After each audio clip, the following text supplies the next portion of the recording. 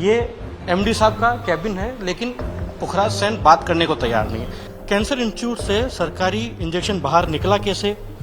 नहीं देखते हैं ना, एमडी साहब का है सर है ही नहीं सर। अब ये बीकानेर के आचार्य तुलसी रीजनल रिसर्च कैंसर इंस्टीट्यूट में कैंसर के गंभीर मरीजों को निःशुल्क उपलब्ध कराए जाने वाले इंजेक्शन को दिल्ली के ब्लैक मार्केट में मिलने के बाद राजस्थान की निःशुल्क दवा सप्लाई योजना पर और सप्लाई चेन पर गंभीर सवाल खड़े हो गए हैं। लिहाजा इसी सवाल का जवाब मांगने के लिए आरएमएससीएल के एमडी पुखराज सेन से जवाब मांगने इस वक्त हम उनके कैबिन में पहुंचे हुए हैं, उनके ऑफिस आए हुए हैं। करीब 1.5 घंटे का समय हो गया है। इस वक्त समय है 1:40। 12 बजे मैं यहाँ पर आ गया था।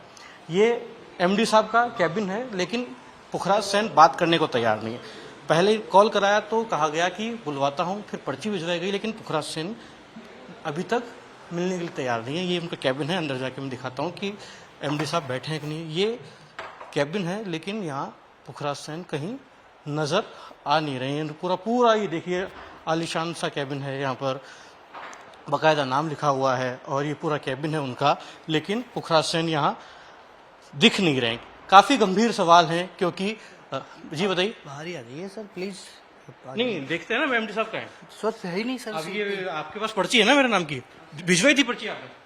हाँ सर ने अब से सीट पे आएंगे भिजवा देंगे। दिखा दें, आप देखिए, दिखाइए। ये पूरा कैबिन है, यहीं पर ही जब मैं आया तो फ़ोन रिसीव भी किया था, लेकिन सवाल जो है वो अब पूछना चाह रहे हैं, लेकिन अभी तक जवाब देने के लिए कोई सामने आ नहीं रहा कि कैंसर इंस्टीट्यूट से सरकारी इंजेक्शन बाहर निकला कैसे और इस पर क्या मॉनिटरिंग हुई थी विभाग की, नहीं हुई थी। अस्पताल में कैंसर के मरीज इलाज करा रहे हैं, लेकिन उनको मिल रहे हैं, नहीं मिल रहे हैं, बड़ा सवाल है। और दिल्ली के ब्लैक मार्केट में कैसे ये पहुंच गए, ये गंभीर सवाल है। ये यहाँ पर शायद ये प्राइवेट कैबिन है, यहाँ भी बात देखते हैं कोई है क्या। पुखराज सर, पुखराज सर शायद है। सर आ जाऊं? सर काफी गंभीर सवाल है सर, आइए मैं इंतजार करता हूं आपका। तो पुखराज जी इस वक्त शायद प्राइवेट कैबिन है इनका, इसमें मौजूद हैं। अब शायद वो बाहर आएंगे और तमाम जो हमारे सवाल है, क्योंकि काफी गंभीर ये पूरा मामला, क्योंकि कैंसर के पेशेंट्स जो गंभीर अवस्था में इलाज कराते हैं और काफी महंगा ये इंजेक्शन बिकता है, लाखों रुपए का ये इंजेक्शन है, जो कि दिल्ली के ब्लैक मार्केट में मिला है। ऐसे में सवाल गंभीर हैं और इन्हीं सवालों के तमाम जवाब जानने के लिए आरएमएससीएल के जो एमडी हैं, आईएएस हैं पुखराज सेन, उनके पास हम आए हैं। हालांकि उम्मीद है कि वो अब आएंगे और हमसे बात करेंगे, क्योंकि किस तरह से ये पूरा गड़बड़ी सामने आई है, कहीं लापरवाही हुई है क्या, ये तमाम सवाल हैं, क्योंकि लोगों की जिंदगी को लेकर सवाल है। ऐसे में हम लगातार ये सवाल करते रहेंगे और उम्मीद करते हैं कि एक स्पष्ट और संतोषजनक जवाब जिम्मेदारों की तरफ से आएगा। कैमरा पर्सन गिरीश के साथ लखवीर सिंह शेखावत, टाइम्स नाउ जयपुर।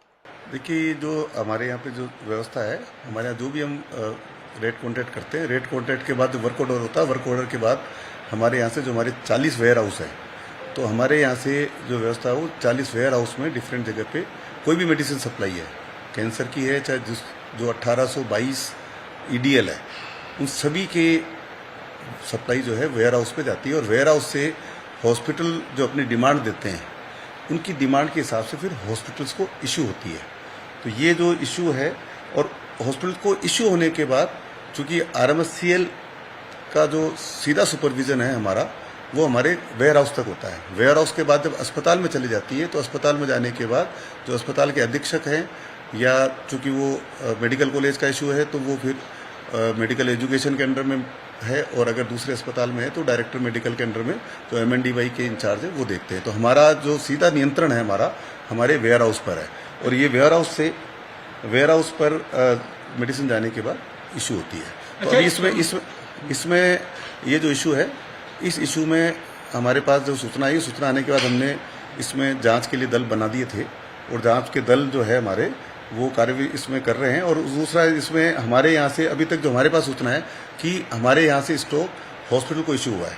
अब हॉस्पिटल को इशू होने के बाद वहाँ से अगर कुछ हुआ है तो उसके लिए मेडिकल एजुकेशन को भी हम लिख रहे हैं। और दूसरी बात ये कि जो हमारी टीम जो है उसको भी हमने कहा है कि हमारे ड्रग वेयर हाउस के बाद वो हॉस्पिटल में इसमें निर्देश जारी किया हुआ है कि जो महंगे इंजेक्शन जितने भी है वो उनके इंचार्ज के साइन से इशू होते हैं। सामान्य मेडिसिन जो है वो DDC जो सेंटर्स हैं उनसे इशू होती है, लेकिन जो महंगी मेडिसिन है वो इंचार्ज के वो जो उनका जो HOD होता है विभाग का, वहाँ पे उनके साइन से इशू होती है और वो उसका कंट्रोल मेंटेन करते हैं।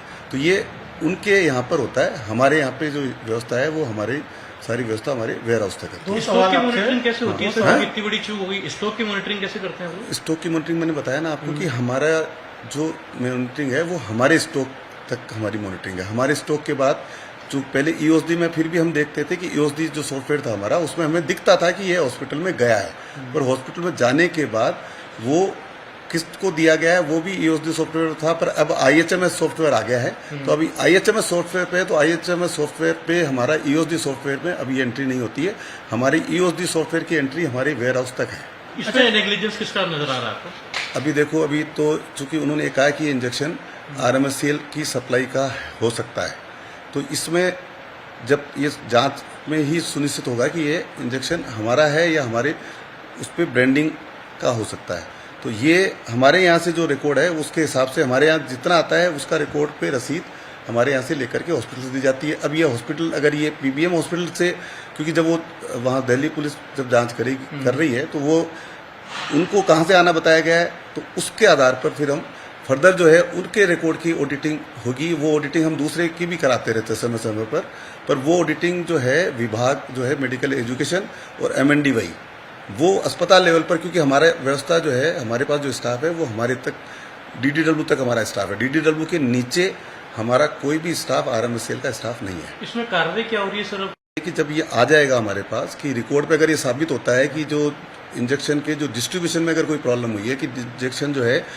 बिना मरीजों के बाहर गया है, क्योंकि इंजेक्शन तो ये इन हाउस ही यूज होता है, अगर ये इन हाउस के बाद बाहर गया है इंजेक्शन तो उस पर कार्रवाई जो है उस पर संबंधित को हम कार्रवाई के लिए हमारी तरफ से लिखेंगे, क्योंकि हम सीधे तो हमारे पास वो हमारे नियंत्रण में होंगे नहीं, क्योंकि हमारे नियंत्रण में तो ये कि हमारा जो DDW है वो हमारे नियंत्रण में, और DDW का स्टॉक हमारा हमने मैच करा लिया, वहाँ का स्टॉक पूरा है।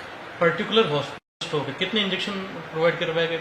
ये जो पिछले साल की बात है, ये बीकानेर हॉस्पिटल को 600 इंजेक्शन गए हैं, बीकानेर को वहाँ से 580 इंजेक्शन गए हैं बीकानेर अस्पताल को।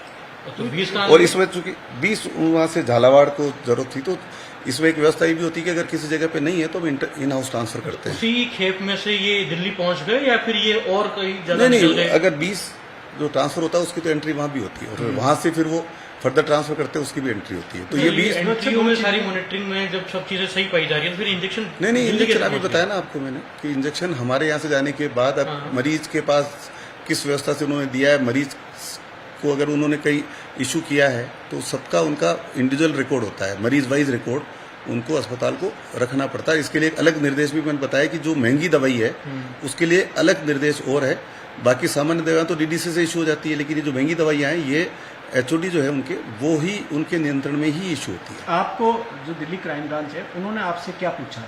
वो तो उनको RMSCL उनके लिए अस्पताल का उनको जानकारी नहीं है, अगर उस पर RMSCL लिखा है तो उनके लिए तो RMSCL, अब RMSCL ने नीचे दिया वो तो उनकी जानकारी में है नहीं, तो वो हम उनको बताएंगे कि यहाँ इशू हुआ है हमारा, और वो चूंकि उनके लिए क्योंकि हमारे ब्रांड पे है तो उनको ये नहीं पता है कि साहब ये PBM अस्पताल से आया है या किस अस्पताल से आया है। तो अगर वो उनके पास सूचना ये है कि बीकानेर से आया है तो फिर बीकानेर वाले अस्पताल का रिकॉर्ड हम पूरा उनको बताएंगे कि ये रिकॉर्ड हमारा है।